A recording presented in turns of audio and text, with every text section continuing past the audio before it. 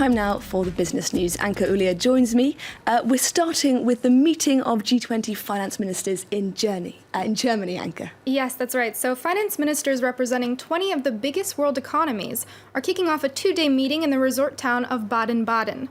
For years, the group has agreed on opposing protectionism, but that global commitment to free trade could change under the new U.S. administration.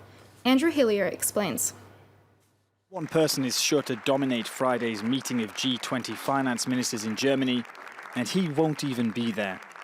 Donald Trump's vow to get tough on his trading partners will hang over the two-day gathering at the resort town of Baden-Baden.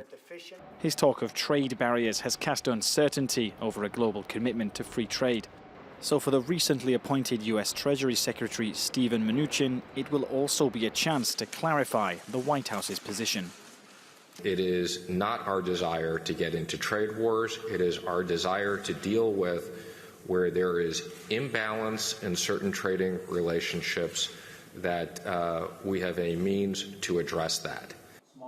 Speaking ahead of their meeting, Germany's finance minister was keen to stress the dangers of isolationism. And I would say if we have learned anything from the lessons of the past, it is that nationalism and protectionism are never the right answers. It can be very tempting in the short term, but in the long run, it only serves to undermine trust, destroy wealth, and damage societies. Together, the G20's members make up more than 80% of the world economy. The gathering will help set the tone for international trade and finance in the year ahead. The group will also discuss currency manipulation. Trump has accused China of deliberately weakening its currency to gain an economic advantage by boosting exports. This weekend, the world's leading economies will be hoping to pull the US president away from his protectionist agenda and back into the mainstream. And let's talk a bit now about the markets. What kind of movement are we seeing as this gets off the ground? So all eyes are on the G20 talks, of course, after what's been a very busy week for global markets. Asian markets were a mixed bag earlier today, with Tokyo's Nikkei down about 0.3, Shanghai down about 0.9, and Hong Kong hovering just slightly above the flat line. The Kospi was up about 0.67%. And let's stay in Europe now and head to Iceland, which made headlines earlier this week. Yeah, so on Tuesday, the small Nordic island lifted capital controls for the first time since its 2009 banking crisis, when a number of its biggest banks all failed at the same time, taking out more than 10 times the country's GDP. It was one of the biggest casualties of the 2008 global financial crisis, and the lifting of these capital controls is a big indicator of a rising economy, boosted primarily by tourism. Let's listen to Iceland's central bank governor on the state of its banks today. The banks are in much better shape. They are not in international activity. The FX risk on the balance sheet of the banks is very well tightly regulated. They have very high capital levels.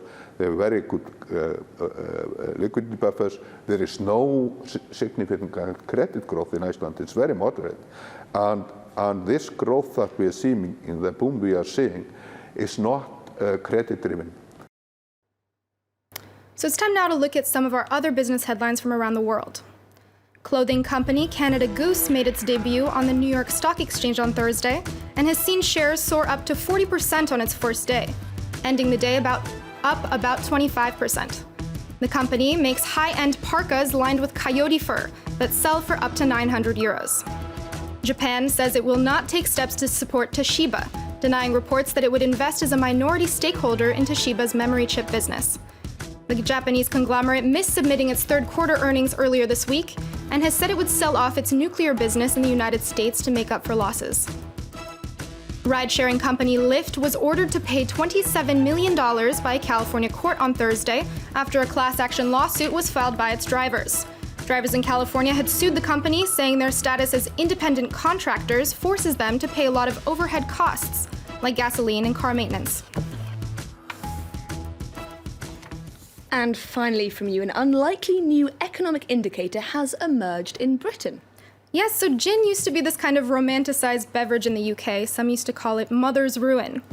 For a while now, it's been a much tamer drink, with sales dropping, especially among young people. But now gin is making a comeback. Sales have almost doubled since 2009, and Brits are buying so much of it that it's become a way for statisticians to measure inflation. It's the first time in 13 years that gin has made it into the Office of National Statistics inflation box, a list of 700 items that are meant to reflect household costs. I'm not sure how well that reflects on us in the UK, but there you go. Thank you very much for that, Anka, with the business news.